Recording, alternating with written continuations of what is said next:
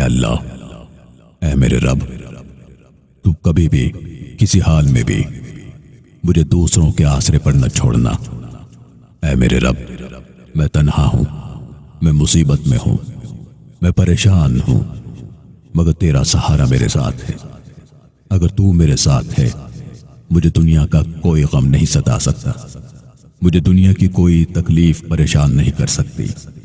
یا رب، میں فقط تیرے آسرے، تیرے سہارے پر زندہ ہوں۔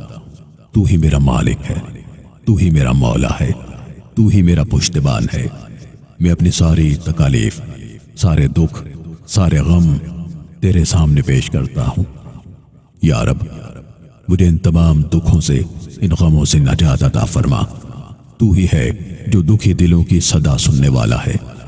یا رب، ہماری دعائیں سن لے، ہماری پکار سن لے، ہمارے لیے آسانیاں فرما۔ آمین یا رب العالمین۔